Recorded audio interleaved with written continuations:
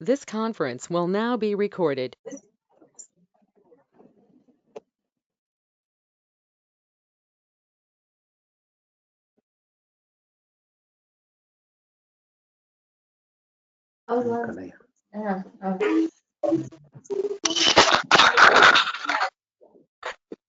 Good afternoon, everyone. I am Rachni Jain on behalf of agricultureinformation.com. I'd like to welcome you all to this online meeting. Please take a moment to review the guidelines for this online meeting posted in the chat window. I now request the moderator, Mr. Lakshmipati, to introduce the speaker and start the meeting. Thank you. Thank you, Ms. Rajini. Good afternoon, everyone. I am Lakshmipati. I will be moderating this meeting. Agricultureinformation.com likes to welcome to this meeting Mr. M. Govindaraj, a senior scientist at Alliance Bioversity International and CIAT in Cali, Colombia. Mr. Govindaraj will be speaking on the topic crop biofortification, translating green revolution into nutrition revolution. I now request the speaker to begin.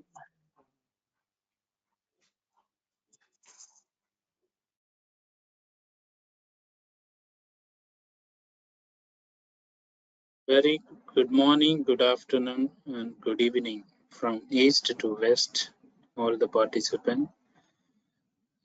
I'm happy to present on the topic biofortification. Given this opportunity, I use the very precise timings. I hope you will be having enough time for asking any burning question at the end of my presentation. First of all, I would like to thank the organizer giving the opportunity to speak on the evolving area of biofortification and how we can link agriculture to the nutrition revolution in coming years. My presentation will not give 100% the roadmap for how to make the nutrition revolution, but it gives a thought and some of the proof of concept how we have faced some of the last 1.5 decade research and development in this area. And before beginning of this presentation, I would like to clarify and define and recall the definition of biofortification. As an interested participant, you know that many platform I can hear that there is a confusion in biofortification definition. Biofortification is nothing but increasing the essential mineral, micronutrient or vitamin in edible parts of the staple food. I repeat, edible parts of the staple food through genetic or agronomic practices or using modern genomic tools to have measurable health and nutrition impact on human health. So this is in a comprehensive way the definition of the biofortification. So I begin my presentation. We know that why this topic is chosen is today and why this topic is talking across the CGIAR and National Agriculture System and the policy makers. All you know that last couple of months, the UN Food System Summit, as well as the climate change conference happened early this month. This is very indicative of the future challenges are very bigger than ever. And we are going to face multiple challenges together as to meet the food and nutritional security and human development across the globe. I highlight few things which are related to the area in which we are talking today. The major thing is that addressing the food and nutrition security is the base is agriculture, food production, in which nutrition also come alongside, which is very important and partly is ignored in the previous decades. The graph here is indicate to you that it's not just the production decline, it is the nutrition decline in the major crops, wheat, rice, maize, and soybean, which contribute significant portion of the food basket. As you know, as 3 major crops across the globe, in which you can see the increased carbon dioxide, how it is going to reduce the protein, iron, and zinc. This is just an example. If some of you interested, you can search through the internet. There is a lot of evidences that are available. Not just yield is going to reduce, more than that, the nutrition. So we are all aimed for 2030 is a very, ambitious very ambitious year, which is targeted with a lot of commitment and promises through Sustainable Development Goal or national or international development goals. So these all align to the country as well as international strategies, both on research and development. So coming to these food system changes, why nutrition is important and is on top of the production, you can see the graph indicate that last 50 years, how the food system is transformed, either consciously or unconsciously. This is, I would say, is the most market-led development. The green bars indicates here is that the percent increase over the decade, more than 50 years. And the red one is the percent decreased the staple food, where sorghum and millet, that once upon a time was a staple food country like Africa and India. But today is that just like the forgotten crops, although we are talking more about millet, but do less about millet. On the right side is indicated the recent data available in one of the publication indicates that how much harvest you are harvesting per crop compared to 1961. So this is also interesting, showing that all the millets and sorghum, it's very drastic in reduction, both in production and area. So this indicates that the climate has been ignored. So the climate changes factors and policies now driving the research and investment agenda. So that's how we are linking agriculture has to do more than ever on nutrition and development as the stable food. How this can be done, that in 2020 and 2021, India is very proud, including me, is very proud to see that the highest food production in the history is more than close to 310 million tons. But the unfortunate thing is, you can see more than 2/3 of the production is covered by only two crops. One is rice and wheat. Yeah, many people claim that is based on the public distribution and the government procurement. On top of it, the market and the processing is highest in these two crops, so that the production is leveraged more towards these two commodities.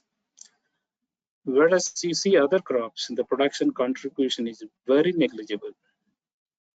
So this is what I'm trying to connect, how the food production or the increasing yield per unit area are achieving and celebrating green revolutions is not always going to help you reduce the malnutrition or nutrition-based development. This is for sure in any platform, and this is well evidenced. Why? Because today, in many of the database claim that in total 3 billion people don't have healthy diet on a daily basis. That means 2 billion people are suffering from one or more nutrient-related deficiency, so-called malnutrition, especially iron and zinc, whereas 1 billion people don't have adequate nutrition at all, as the food at all. So this indicates that how serious this problem is unintentionally is ignored in the area of agriculture and food production. Therefore, our community in the crop development and the policymakers thinks that making something different in agriculture for the purpose of nutrition is very much relevant today.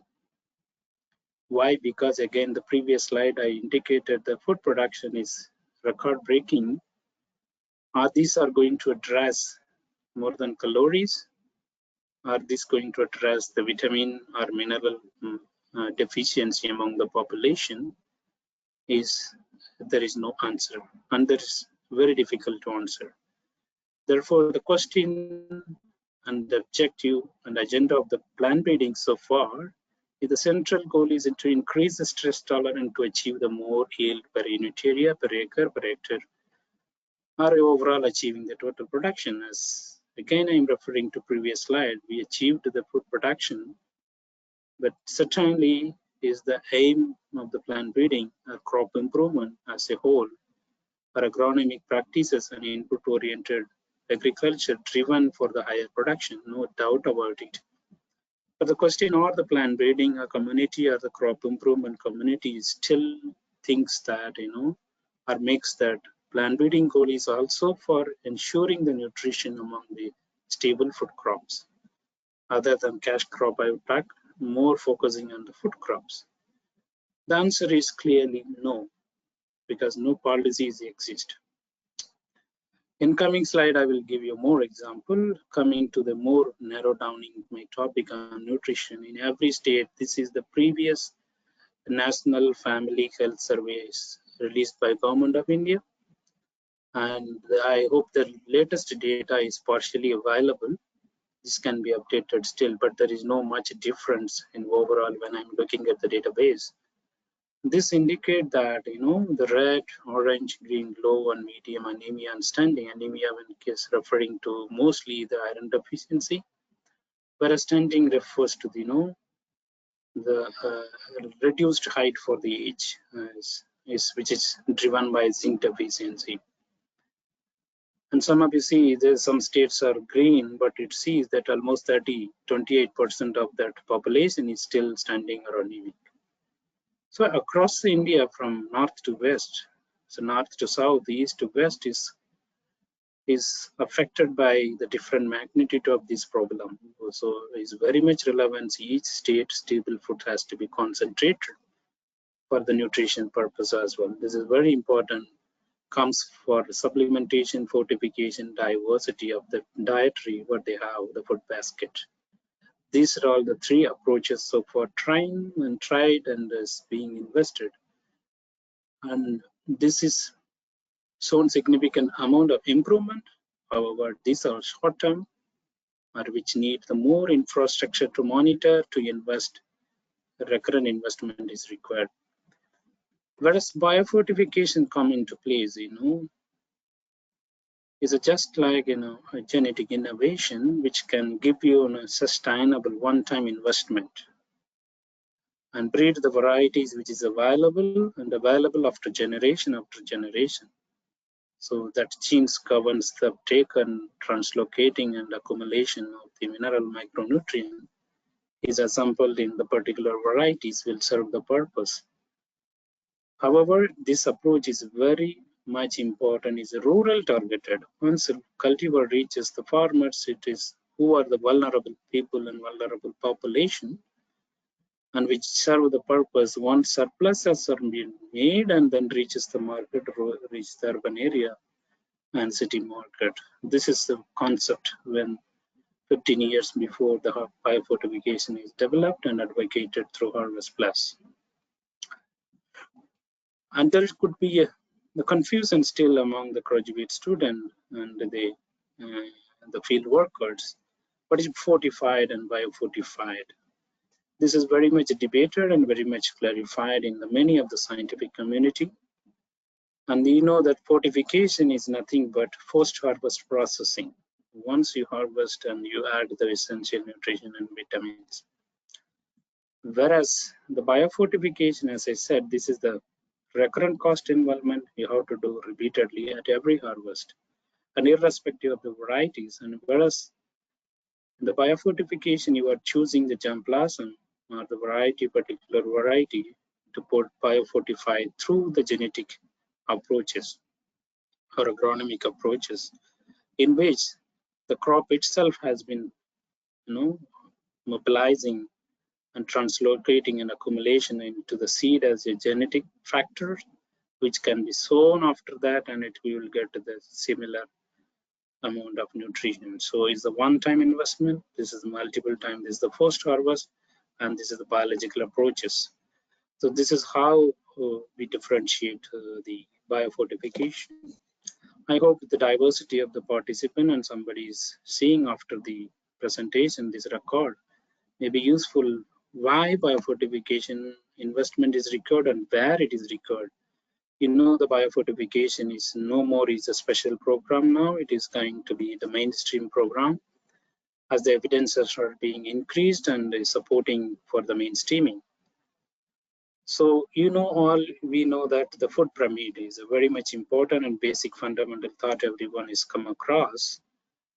These are all the intervention I highlighted before: supplement, fortification, diet diversity. If somebody is asked, is the biofortification is the only way to address nutrition? Not at all. It's the one of the way, but it is a sustainable. But other one thing, you know, you need to put more investment and you can reach less people. Whereas the biofortification and mainstreaming is the stable foods of the bottom of the food pyramid, so that you can reduce that unreached people, you know, to reaching through the nutritious diet. So this is very much indicative of that my thought and how the biofortification trying to help the, you know, reduce the investment in supplementation and fortification, but still need to be continued for those area which is only need, those are not crop prone area, something like that. It has to be continued, whereas the rural and agriculture community can be fed through this approach, which is very important. As biofortification, we don't start as a random, as a without any priority, as anybody does the priority biofortification program. I'm giving just an example here for iron pearl millet. So they use a lot of data. Is a multidisciplinary approach in this index. Someone can visit this website and you can learn more about how this priority index are being built. So this is based on the production index of the particular crop in a particular region and the consumption index and the particular nutrient or vitamin deficiency database. So this looks is the comprehensive of the three major database: nutrition, production, and consumption, which gives in a nutshell index which indicates that which is the topmost in a country or region where one can invest in biofortification and which nutrient and which crop. So to make that decision, this interaction map is really helping many people, many partners and policymakers, including donors. So after that, the next priority is, okay, we identified iron and zinc and provitamin A is the major three micronutrient, and these are being biofortified on which crop has been decided. Zinc rice, zinc wheat based on the genetic variation within the crop or germplasm, or the potential of the crop, and the iron in case of millet, pearl millet, and beans, whereas the provitamin A, cassava, maize, and sweet potato. So this is how is the priority has been done so far. So I'm not going to very detailed and technical term and description to avoid confusion among the diversity of the participant. So the blue bar indicates that what is available in that crop, so far. So what can be achieved and through the biofortification? One should make as indicated to make a measurable impact on human health. You should reach that this much from this level to this level. That is why I'm telling, not just like a yield or any other stress tolerant traits. Oh, I got 5% more than the control varieties is biofortified. Not at all possible in this way. And it has to be met this target when you are meeting at least minimum 30% of the daily requirement of the given individual. So that's how this calculation has been made and the breeding target has been fixed. The more can be read through www.harvestplus.org website, in which the detail of this priority has been given, and the various country and the crop combination are well described for the information purpose. All we know, this is invisible trait, So how we are going to screen, how we are going to measure, how we are going to select for that nutrition and mineral traits among the pull-up sample or pull-up germplasm. So this is very simple, and the history started staining based method, but gradually today we are in the more close to the very sophisticated and high throughput techniques called X-ray fluorescence spectrometry, which is XRF, and it is available in various models. It depends upon the needs and precision. So far this is very costly and time consuming in overall, including needs, whereas the XRF is a non-destructive method which screen the sample as such in case of millet and sorghum, even rice and wheat. If we go to maize and beans, you need to break down because the large grain size. So as long as you increase the size of the seed, and we have to break down to improve the precision when they're non-destructive. But this is so far is built for very fastest screening. One day you can screen for 500 to 600 sample, and one can discard the lowest mineral or vitamin micronutrient. Then based on the selection, and then further you can go to wet lab, HPLC or maybe the ICP based method, which is very costly, and you are reducing the sample number so that you can able to manage. So this non-destructive method is a very useful. Tools are available in all over India, and many places these tools are installed. This map indicates how many places. It's more than 25 places as across the world is installed, and it is being analyzed, and the support also will be given to outside the partners. And several, 1,000 sample has been done in this laboratory. The approach, is very straightforward, and this biofortification approach is divided into three major segments. One is the discovery, another one is the development, and third is the delivery and impact assessment. And the development is a very key role in the pink color is indicated, which is the crop improvement, whereas the delivery system is an impact assessment is the creation and making awareness and ensuring the the climb nutrient and in the crop through crop varieties, and improving the dissemination of the seed varieties across the regions.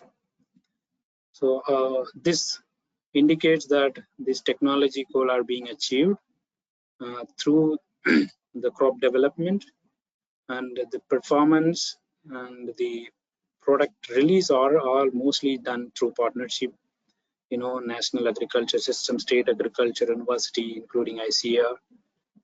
So this all has been done through National Variety Releasing Committee in those countries in Asia and Africa.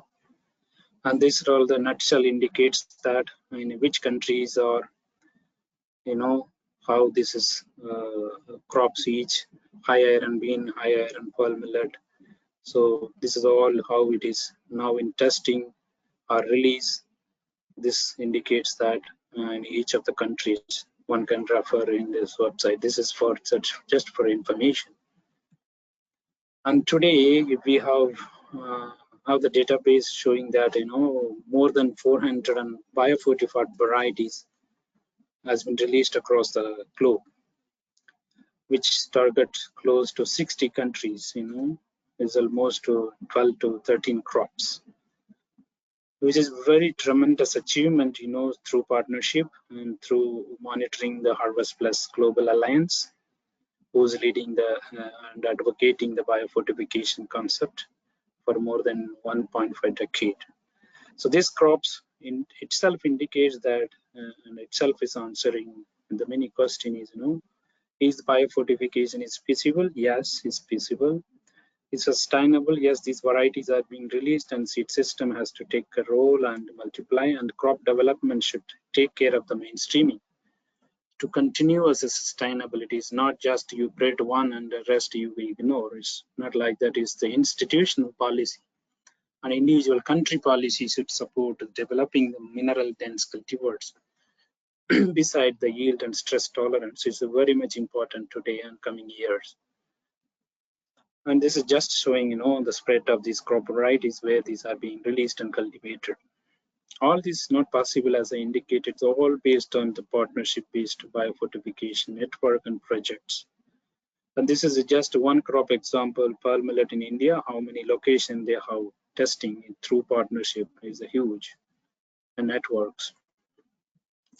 And where the both pearl millet in India and zinc wheat in India, how this distributed and these states are. And in Odisha they are just initiated some of the projects are being introduced.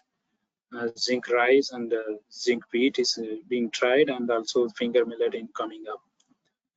I know this is very much important, and in Pakistan there are a couple of varieties taking, more than 10% of the seed sale is covered by biofortified varieties, which is very huge in quantum, and it is replacing its existing variety because it also carries the stress tolerant and biotic stress, rest, and also higher yield and early maturity.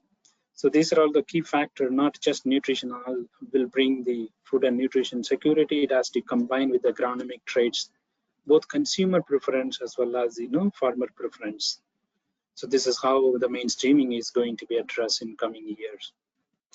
The performance, as I indicated, this day by day, the biofortified cultivars are performing well in the pipeline. However, the first wave of biofortified varieties are a little bit, on bar or lesser yielder. But if you see the one crop pearl millet trial has been taken here as an example, and this many number of hybrids are exceeding the best control as in tested in that particular trial. So it's clearly indicate that yield performance is easily built along with the desired iron content in the pearl millet, and similarly for zinc in wheat and rice. The variability has been everything. I'm just taking one crop an example because everything is almost a similar pattern how we do in other crops. The mainstreaming product, if you say in 219 birds has been seen, is almost 90% is all low micronutrient, whereas the commercial is 100% is no nutrient. And the biofortified one is almost 98% is high nutrient material. So somebody say, all millets are nutritious. Yes, in those days, and we have analyzed those commercially grown varieties, is not all the pearl millet or the millet what we claim is are highly nutritious as those days as observed. Because the building the yield alone and stress tolerance alone is ignoring the native nutrient capacity and loading capacity of the given germplasm and cultivars, which is very, unconsciously lead to the depletion of the crop nutrition as such native nutrition. So therefore, the micronutrient level in pearl millet, for example, is around 40 to 42 ppm. So this is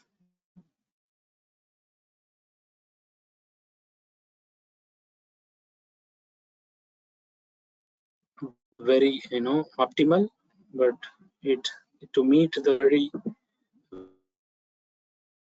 30%, as I said, to make the nutritional impact, to call as a biofortified or nutrition dense cultivar, we need to have 30% of the RDA.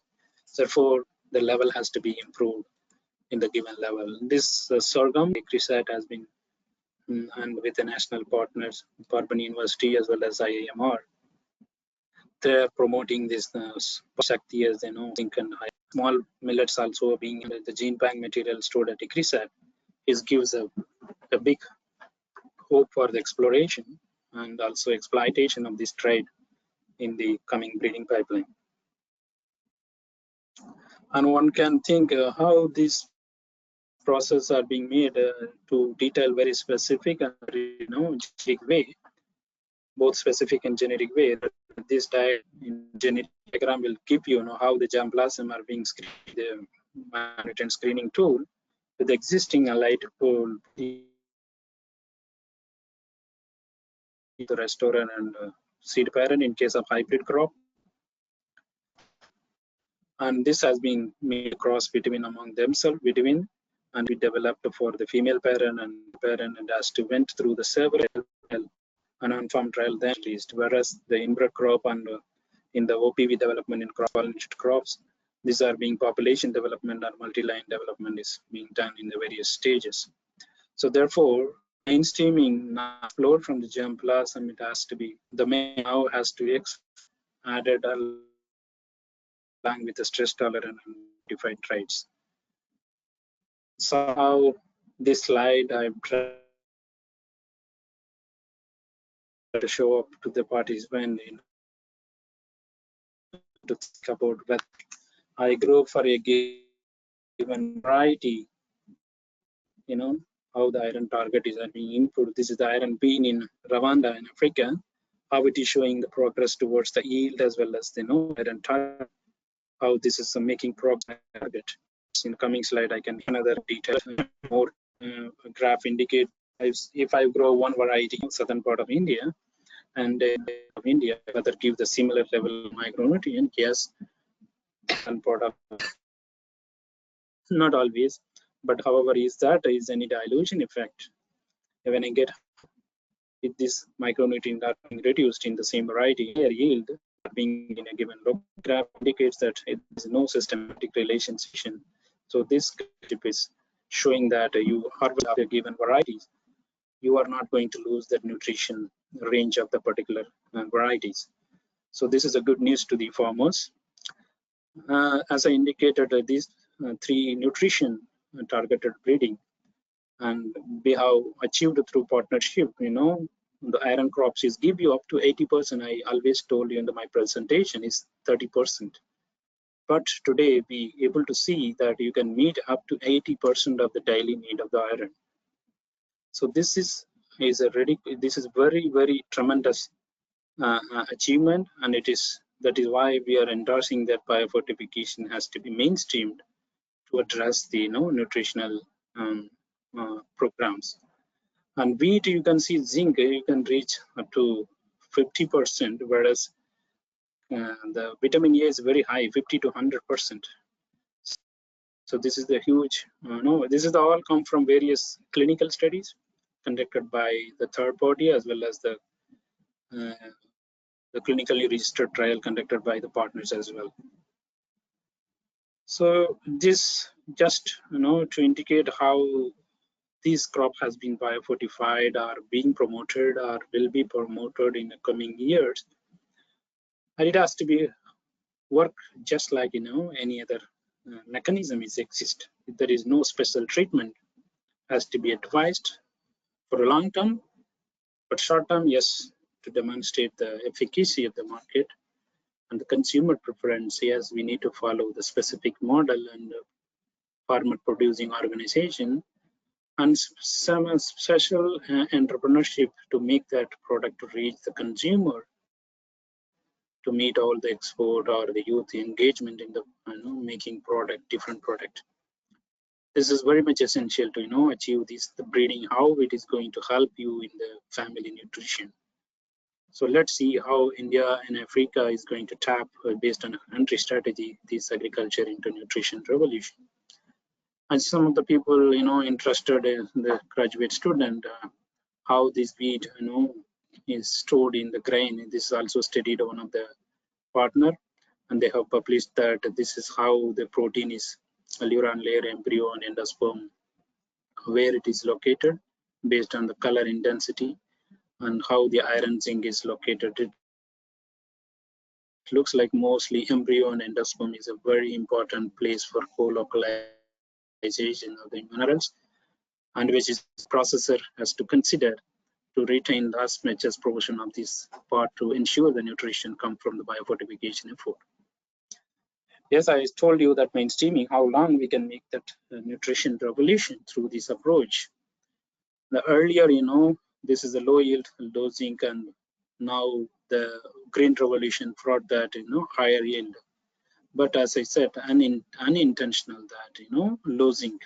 There was no selection for that. That's how it is expected, but unintentional. This is higher yield, low zinc.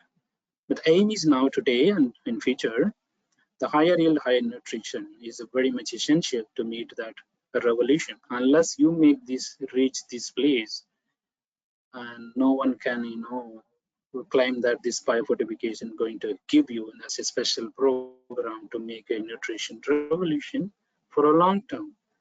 Long term is the only way mainstreaming higher yield and higher zinc is a compulsion. Therefore, the seed system will take over, to the various stage of the seed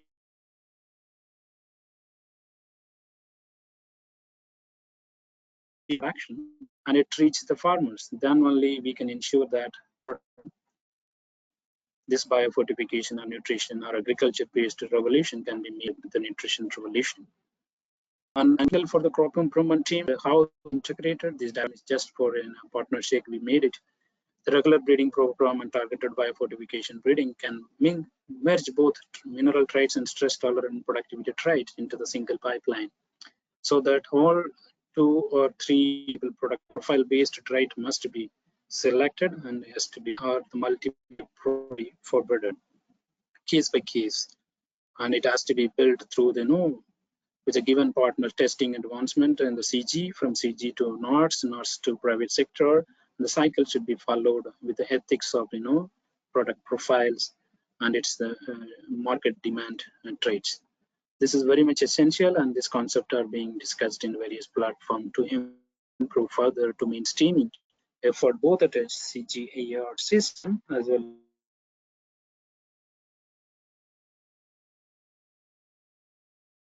as the national agriculture system. And this is how the CGR centered in each crop. This slide indicates rice, wheat, maize, and cassava, palm millet, and beans has been progressed over. For example, are going to intensify for next 10 years from now. And this slide indicates that is the mainstreaming is going to be intensified now, but the next fight is very crucial to build up the capacity and also invest 6-year investment in targeted biofortification breeding, so that the mainstreaming effort will is a build capacity and made a facility for mainstream taken everybody streaming.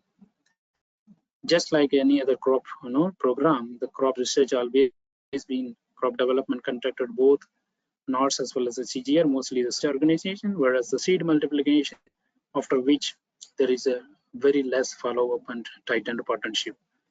This is the role, that the reaching the product, handling the product based on the performance, largely in the private sector, not much in the public sector. Therefore, the biofortification after variety release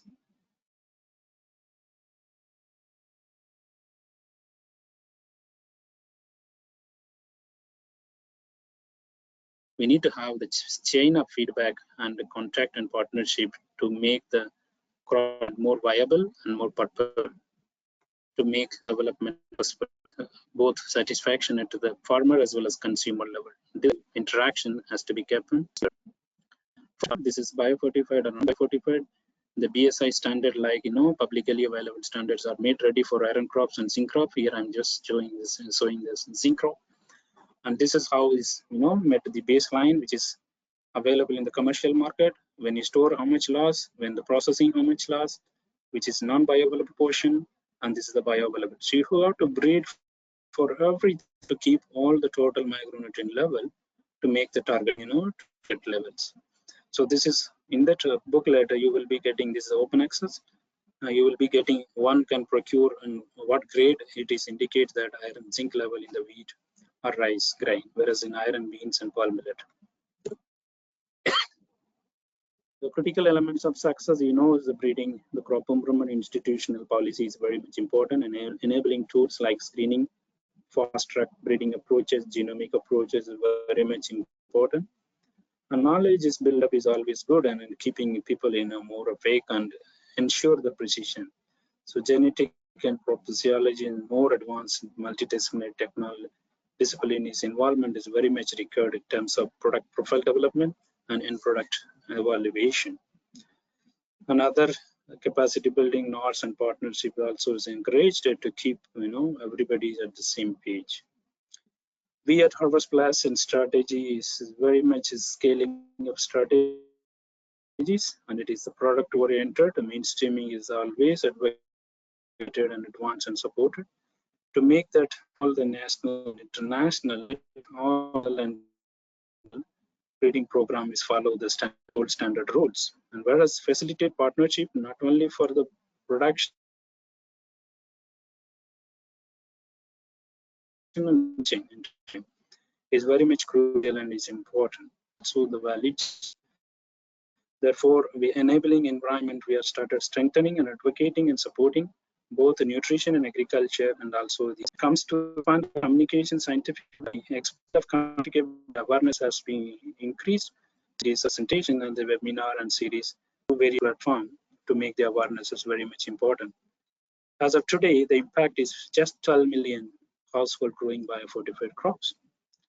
So this is how the Global Biofortification Alliance program making impact, in the human nutrition through agriculture. This diagram shows that how the base years and current year and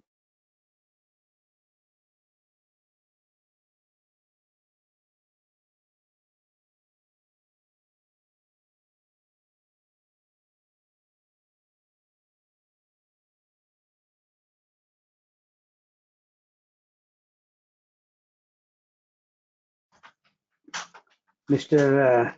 Govindaraj, your audio is missing.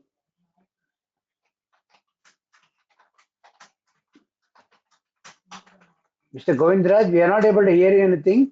Participants, are you all able to hear him? No. Yes, Miss. Thank you. Mr. Govindaraj.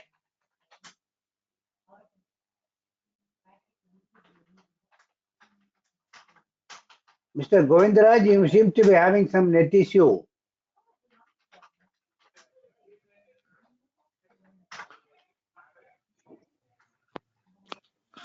Mr. Govindaraj, we can't hear you. No, Are you he able to has hear us? somebody has to call him, I think. He needs to be called. Yeah, but correct. His video is working. learning science of biofortification is over Yeah, now he's decades. back. Yes. Is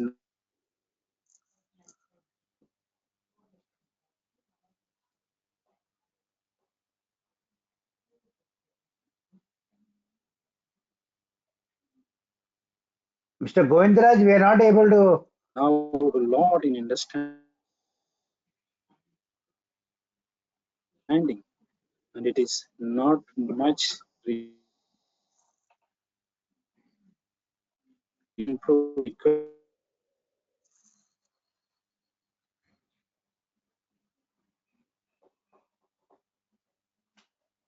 Requirement is forth on in the discussion Govindaraj, or deliberation, your voice is breaking. Can you which please is go off needed your to be camera? put Can you put off your only camera and then talk? Mr. Govindaraj, the please put off upscale your food camera. industry public distribution system and integrated development through food. Mr. Govindaraj? Scheme. So this is my last slide. I will be including now. So as I indicated, more than 400 varieties are released, and India is the first country is declared the minimum level of iron and zinc in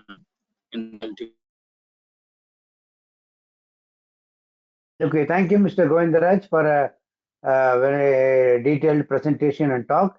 I now request the participants to ask their questions. We'll also be posting the speaker's contact details in the chat window. Now over to the participants for questions. Participants, do you have any questions, please? Please indicate by putting on your mic. Participants? Mr. Mohan, Mr. Jayaraman, Mr. Pamati is coming up with the first question. Yes, Mr. Pamati. Okay, thank you for the chance, sir. Thank you, sir. Dr. Govindaraj, it's a very nice, very exhaustive and in-depth presentation. I have not seen such a presentation for a long time. It's a fit part to be presented to the government officials to plan their projects, future projects. Say, I want to know, I mean, we are a small farmers, farm a company, farmers producer company. How can you fit in your program? What are the help you are going to give to us? It needs a collective farming, isn't it? It's like now a lot of chiefs are going in one crop, one year, one crop, something is going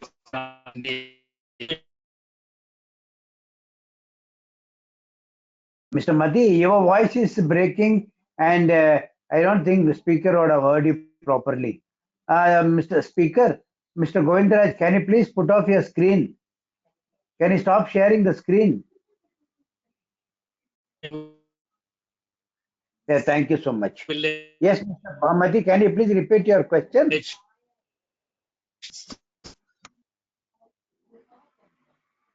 Mr. Madi, I don't think the speaker heard you properly.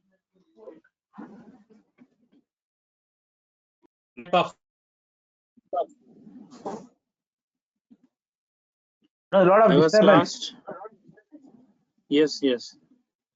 Are you clear about the question, Mr. Govindaraj? No, I couldn't get the question. Can you Yes, brief yes. quickly? Yes. No. I think he is logging off and then logging in again. Meanwhile, let's go to the other persons, other participants. Mr. Jayaraman, you have any question? Mr. Madi, try again. Mr. Madi, can you try again now? Okay, let's go to Mr. Joseph Brito for his question. Yes, Mr. Brito. Yeah, thank you, Mr. Govindaraj, for a very good I presentation. can't hear. Is Can my you hear me sound is now? audible? Mr. Govindaraj, Mr. Brito's voice is very clear. Yeah, go ahead, Mr. Brito. So could you clarify whether this fortified food are the seeds and the food considered organic or sustainable? Do they have any side effects? Any study has been made in this direction, please?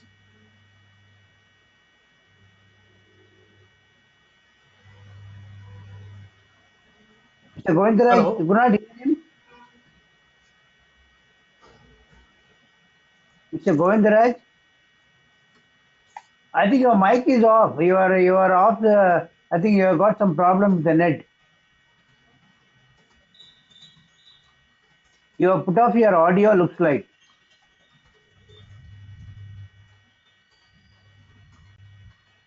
Mr. Govindaraj, please put on your mic.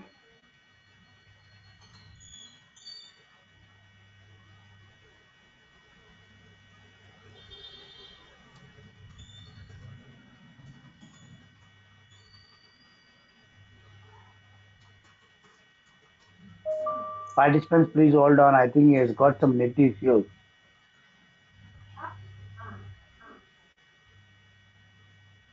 Miss Rajini.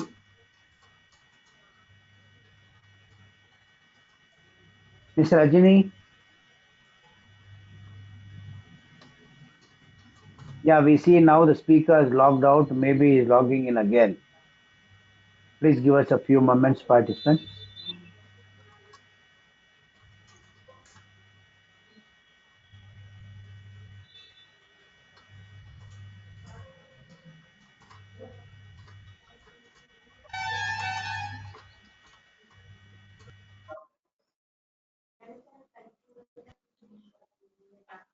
Mr.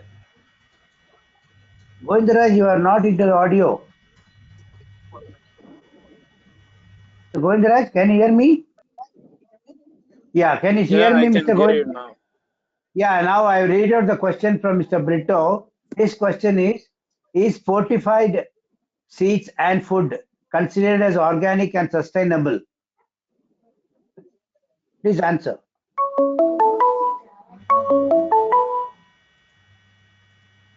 Mr. Govindaraj, you heard my question. So your voice is breaking. My voice is clear to you? Yeah, your voice is very clear. Participant, Your is voice my is, voice? both the voices are very, very clear. Yeah, Govindaraj, you Mr. can Govindaraj, read out the questions in the chat window. Your voice is very clear to me. They say other participants say my voice Okay, is also. I can see Please, that please chart. read out the question from the chat window. Answer, please. Please read the question from the chat window. Yeah, yes. Is fortified seed and food considered as a organic and sustainable? Yeah, my presentation is is given you very clear indicative that how sustainable we can say fortification one has to invest year after year. The sustainability includes cost effective and also sustainability to reach the rural poor. I don't think that can be considered as unless the monitoring and the dissemination is available in all the places where the needy people resides. So therefore, is in my opinion, this is not sustainable. Right. The next question from Mr. The next question is any ill effects of biofortified foods? Can you go I don't see any ill effect. I can't claim any ill effect. If any specific, I think we have investigating one after other in the ill effect in this sense. Any no harmfulness. I mean that. I don't think this is based on the bioavailable of India.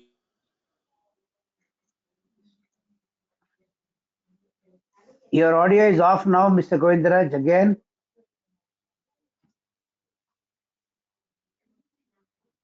Mr. Govindaraj. Third question is how can small farmers benefit by biofortified? Yes, as the approach itself, we get the seed and grow himself, consume, and surplus will be marketed. So if the special market and high price is there, small farmers can benefit both price as well as the nutrition that he need.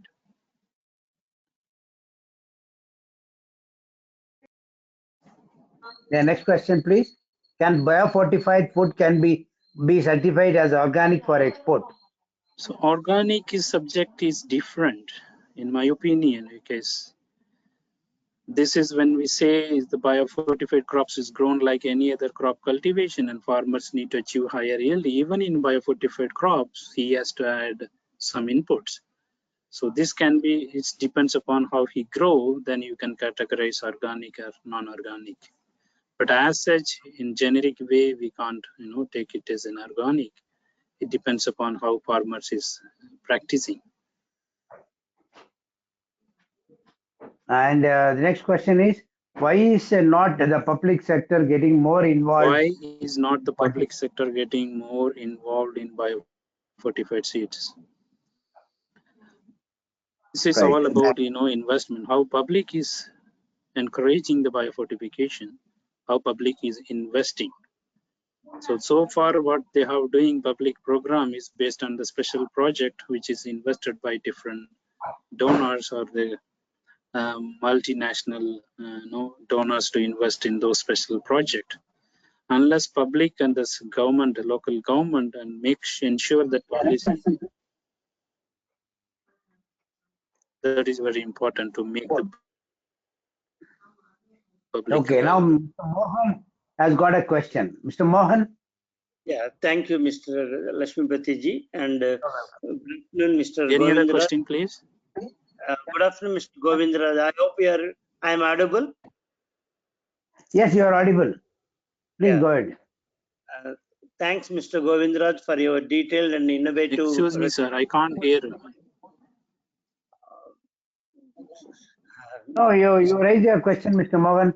Let's see if I can be able to repeat the question to him. I have a couple of questions, Mr. Lakshmipati. Number one is this type of biofortified seeds can produce. Who is going to take the responsibility? Government is going to produce such type of seeds for the future of younger for the coming generation. Hold on, Mr. Mohan. Mr. Mohan, please hold on. The speaker has just logged out. I think he seems to be having some problem. Can you please type out the question in the chat window? It's not possible, Mr. Lakshmipati. Otherwise, Oh, I see. yeah, No, let because me see. Mr. Govindaraj, are you able to hear Mr. Mohan? Mr. Govindaraj, he wants to know who is going to take care of the biofortified seed manufacturing and all that other things.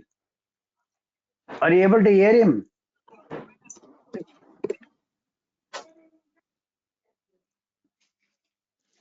Mr. Govindaraj, are Yes, you please able go to ahead. hear me?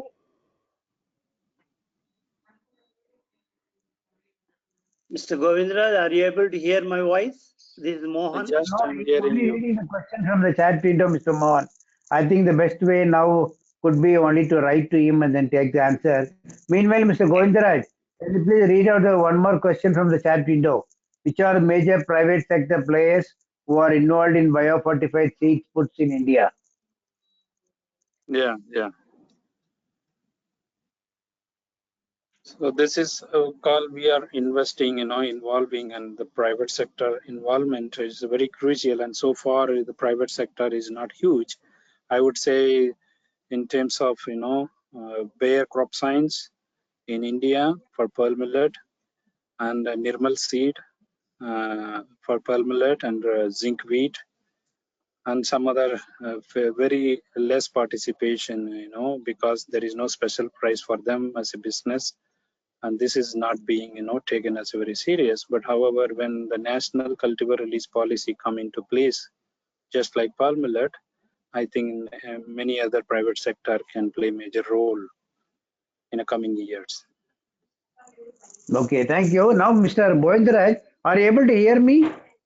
Yes, Mr. now Govindaraj, fine. I think you can hear Mr. Mohan also. Mr. Mohan, please raise your question now. Yeah, thanks, Yeah, Lakshmipati ji. yes. Good afternoon, Mr. Govindraj ji. And my question is, number one, for this such biofortification seeds, who is going to take the responsibility to manufacture such seeds? Number one. Number two is One by one. Mr. Mohan, I would rather request you to ask one by one. Yeah, you can answer that question, Mr. Govindaraj.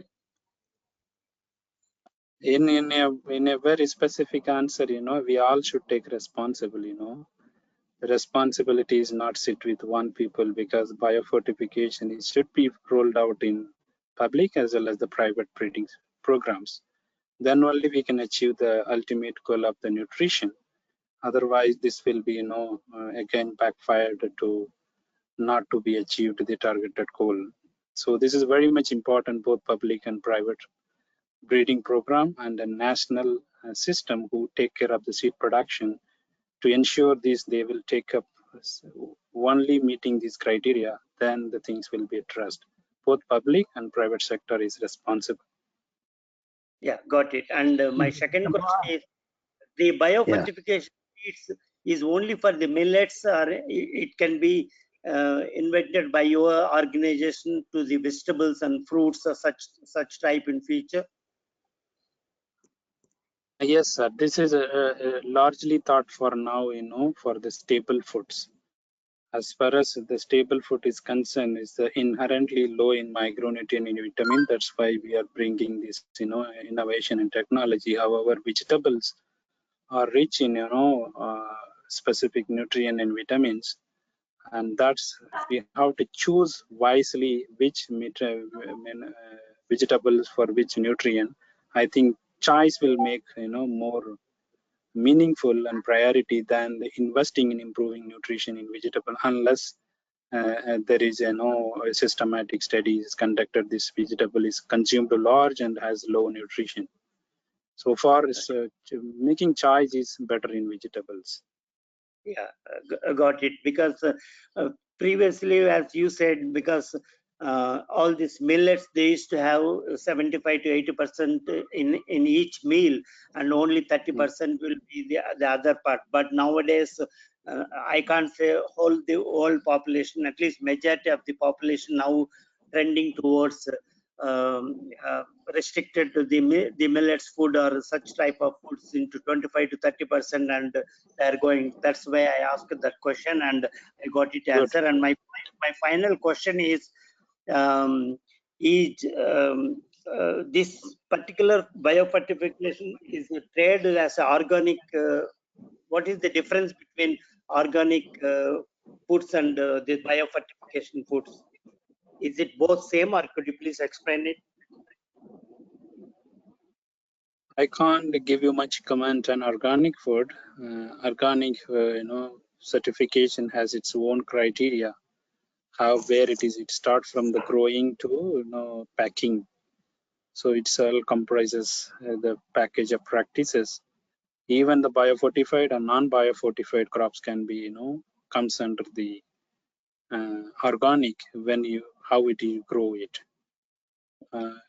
Whereas the biofortified of how it is differed from the organic, you would say, for example, if you say, as you said, all millets are grown in less input agriculture, no fertilizer at all, no spray insecticide at all, and it is largely grown in marginal lands, one can consider as such, kind of organic, not fully certified. But however, this is very much differential and distinguished from the organic to biofortified. So as again, I'm repeating, this cannot be as a same, but it can be produced under organic method as well. Thank you very much. Okay, thank you, Mr. Govindaraj. And one last question from the chat window. That's from Mr. Joseph Brito. His question reads like this: which are the top 5 crops of great scope in India? Rallis India Limited is one organization that can be involved in biofortified seeds. Also, Indo-American Hybrid Seeds India Private Limited. What is your comment on that, please? Yeah, this is all depends. We always ensure our motto and vision, and vision is all towards nutrition, where the rural people is need. And the rural people is all largely based on the cereal based foods, unless access to the vegetable or fruits or the dairy as well as meat oriented food is very rarely or limitedly consumed. Therefore, cereals and legumes we have to choose wisely. And in case of cereals, rice and wheat, the system is well established. Therefore, reaching the people is very easy, and they will get sold in the market soon after the production. Whereas the millet and other things is the minimum support price is as given here and there, but there is no organized sector who procuring and making the market. Therefore, who traditionally consume these millet are being state like Maharashtra, Rajasthan. It is based on the choice of the state where you would like to invest. And for example, if you go Maharashtra, it's better you go with even pearl millet, and sorghum is the best option that has the really is the less competitor, and you will make very nutritious product. Whereas the zinc and rice, zinc rice and zinc wheat, and Punjab and the state of Karnataka, Tamil Nadu, even Maharashtra, is a very huge Chhattisgarh. This is a very huge opportunity. It is how you choose the state is depends upon the crops. Basically, it's a stable foods of the given country or the state is the best option.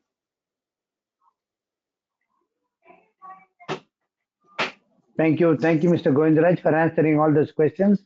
We have now completed the round of questions. I would like to thank the speaker, Mr. M. Govindaraj, on behalf of Agriculture Information, for taking his time to speak with us. I now request the organizer of the meeting, Ms. Rajini Jain, to please close the meeting. Thank you. Thank you, Mr. Lakshmipati. I'd like to thank the speaker, Mr. Govindaraj, for taking the time to talk with us. I also like to thank all the participants for their time. The meeting will now be closed. Thank you all. Welcome.